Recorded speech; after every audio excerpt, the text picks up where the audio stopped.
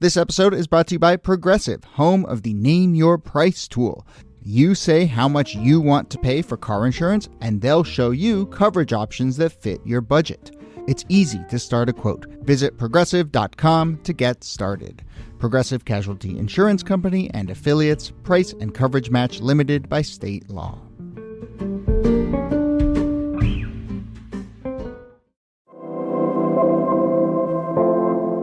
Hello and welcome to This Day in Esoteric Political History from Radiotopia. My name is Jody Avergan.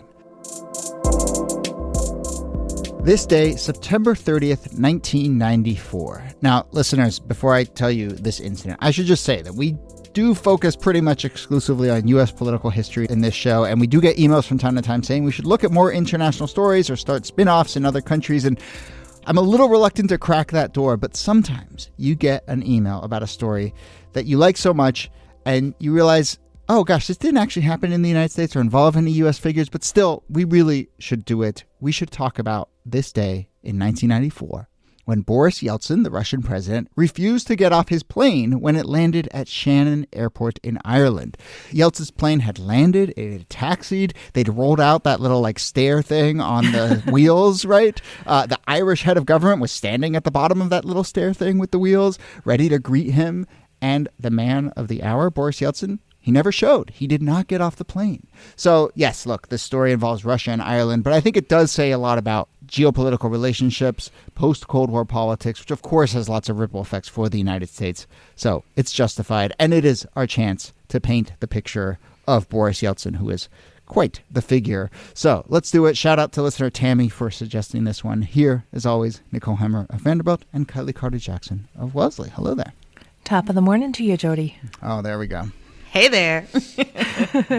Top of the morning, and then top of the midday, top of the late afternoon, top of the why isn't Niki getting off the plane? Why isn't this guy getting off the plane? I will also just point out, since we are in international waters, how cleverly you avoided having to pronounce the head of government name for Ireland. There's a number of pitfalls here, which, yes. We'll see. No, I'm not doing Shannon, it. I can do. This takes place at Shannon Airport, so there you go. Gosh, where do we begin? I mean, this is a silly but sort of fascinating story, but I'm a little wary of just sort of doing, gosh, Boris Yeltsin sure was a drunk buffoon, but, he clearly liked his alcohol. But actually, wrong. But, we should say right off the bat, Boris Yeltsin, president of Russia, the kind of person who led Russia out of communism and really sort of forged its place in the modern political landscape, striking leader, and at the same time, kind of a drunk buffoon. We contain multitudes. So, what do we need to know about this moment in Ireland and this plane? I guess the story actually does start in the U.S., so there's our tie, right? Because Yeltsin is on his way back to Russia from the United States, is that right? That's right. He was in New York City and Seattle for diplomatic work, and there was a lot of diplomatic work to be done, right? The dissolution of the Soviet Union had happened just a few years earlier. Boris Yeltsin was the successor to Mikhail Gorbachev and his drunkenness will come into play because of this, but was supposed to be the figure that was leading Russia into this new era of what Russia would be and what diplomatic relationships with the West would look like. And, this was part of the visit to Ireland, was about emphasizing the relationship between Russia and the West. Shannon, as an airport, had been important during the Cold War. Aeroflot had started its operations there as its most Western non-NATO hub in Europe in 1980. So it was an important moment for Ireland, important moment for Russia. And so much so that the head of government in Ireland, who had been on Australia on official business, but when he learned that there would be this stopover by Yeltsin in Ireland, he hurried back. So he could shake hands with Boris Yeltsin. That's no quick trip. Can we just say that? It's not a quick trip. I'm going to go all the way back from Australia, all the way to Ireland. You won't get yourself off this plane. I'm standing pissed at the bottom of the stairs. That's what I'm doing. Somebody was pissed in the plane. Exactly. So the Irish diplomat lands at Shannon Airport, says, okay, I'm going to get ready for this meeting with Yeltsin. It's just a couple hours before Yeltsin is going to arrive.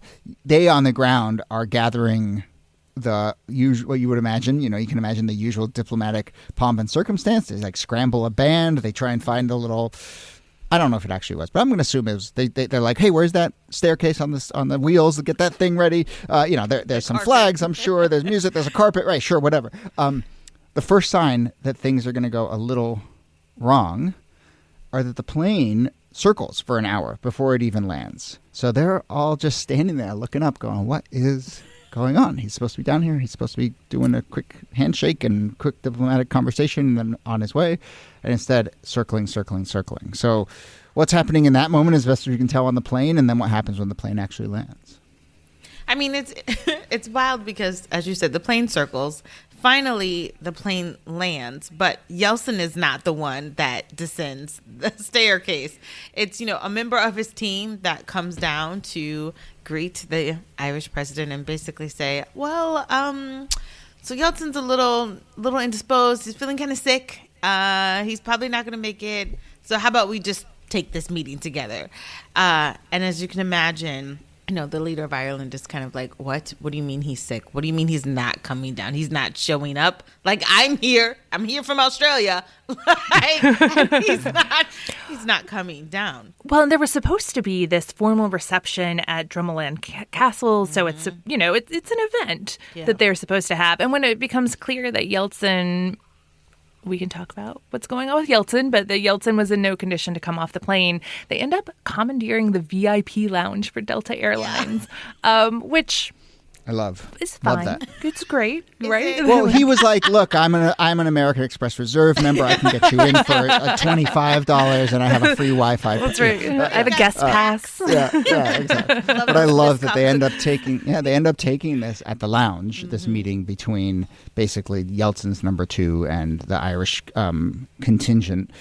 They do accomplish a little bit of diplomacy, but we'll get to that in a second. But let's talk about what exactly we think is going on. So they come down and basically say, yeah, he's feeling sick. In the aftermath of this, the Irish head of state Reynolds says, I completely understand Yeltsin was acting on the orders of his doctor, who said it would be better for him to not get off the plane. When a man is ill, a man is ill. Everyone is kind of like covering for Yeltsin, and he's ill. Though I suspect people, given his reputation, have other thoughts. But first, we should say what Yeltsin says when he gets back to Moscow, right? He totally undermines everything Reynolds just says. Like, he gets back and he's like, I feel excellent. I can tell you honestly, I just overslept. And then he goes on to say that his Secret Service's security team was supposed to wake him up. And that didn't happen. And then he sort of says tongue-in-cheek that he's going to have to sort things out and punish them and all of that. But he does not at all tote the party line. Stick to the cover story. Come on.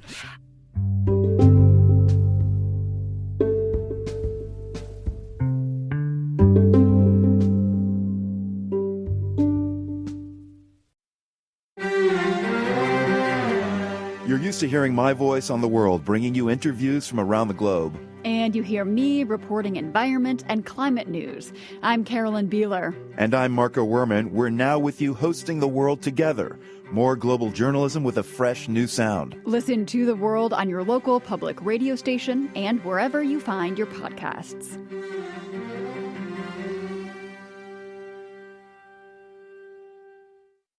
I find this so fascinating because this is something that you say for a domestic audience, right? This is about showing I'm not ill. I'm not incapable of doing my job. I just it wasn't important enough to me. I overslept.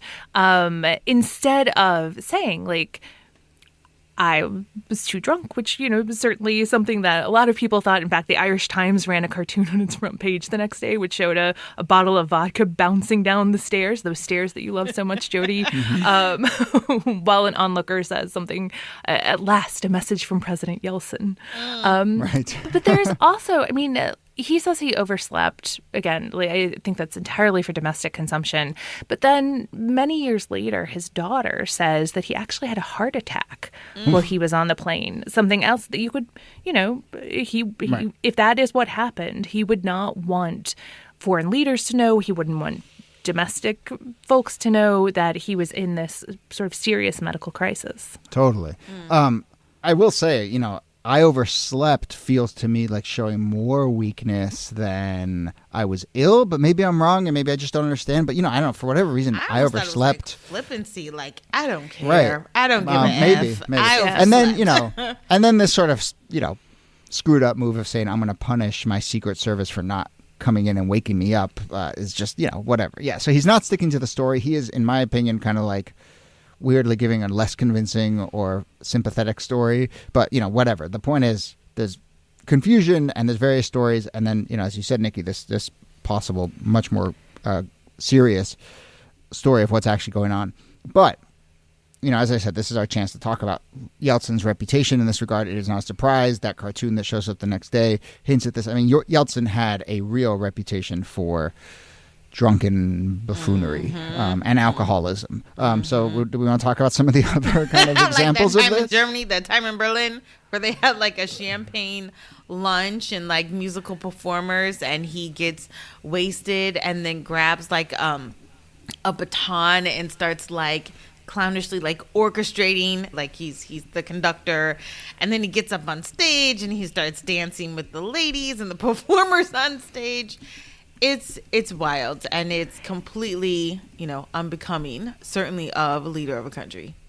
Yeah. There is also an incident in the United States where he is staying in Blair House, which is one of the places where you put up diplomats when they're in town, and he gets rip-roaring drunk. He shows up in his underwear outside the White House. He's trying to hail a cab, and this just, it is alcoholism, clearly, but that it's so advanced that there is no kind of corralling or hiding that he has this problem. And it leads to all of these incidents that are treated as very funny in the press. And of course, the Irish have a really good time with this. The term circling over Shannon becomes a way of talking about people who've had too much to drink. But I think that it also feeds into something much more serious, which is this sense among many Russians that in the wake of the Cold War, they've become kind of an international punchline, right? They're not this strong, feared country anymore. They're a country led by this like drunk buffoon. And that becomes a problem, and I think speaks to the search for a strongman leader that emerges pretty quickly after. Yeah. If you'd like, you can go on YouTube. There are compilations, best of drunk Boris Yeltsin, and videos of him dancing, and videos that's like, this is not to point out that like many American leaders, many international leaders have had problems that have gotten covered up. They're humans. But like, there's this amazing video of Clinton and Yeltsin at this press conference where they start giggling, and it's clear that like Yeltsin is probably pretty drunk, but then they're also giggling, and then you just kind of can't help but think about like all the stuff that Clinton's up to, and you're just like, oh, these two very complicated men are having this moment, and so it's just stuff to think about. We can wrap this up. One thing, though, I did text friend of the show, Maeve Higgins, our official Irish correspondent. I don't know if she'd like that title, but friend of the show. And she's been on a couple times. And I asked her, do you know the phrase circling over Shannon, as you referenced, which became apparently a phrase for like, you're hungover or you're drunk. And I love it as a phrase. She said she'd never heard anyone use it, but maybe it'll work its way into her repertoire or our repertoires. Let's bring it back. I like it. Circling over Shannon is a nice one. But yeah, I guess we will leave it there. And gosh, was that really our first ever didn't take place on American soil at all story in the many years of doing this show? Wow. Well, I can think of no better story. I don't know what precedent it sets for times when we will break format. But nevertheless, Tammy, thank you for suggesting this one, and I'm glad it popped up as we were searching around. It is a very fascinating story. But let's leave it there. Nicole Hammer, thanks to you as always. Thank you, Jody. And Kellie Carter-Jackson, thanks to you. My pleasure. President Yeltsin's plane finally touched down at Shannon 10 minutes after midday, exactly 1 hour after he was officially scheduled to arrive. But that hour-long delay proved to be just the first disappointment in a day which ultimately brought an extraordinary turn of events to what was to be Mr. Yeltsin's first official visit to Ireland as Russian Federation President. However, as the Taoiseach, Mr. Reynolds, and his party waited at the plane to greet President Yeltsin, there was a further delay of some 15 minutes before it finally emerged that events were to take a disastrous turn. Russia's Deputy Prime Minister Soskovitz emerged to say President Yeltsin was indisposed and would be unable to meet with Taoiseach for the planned talks.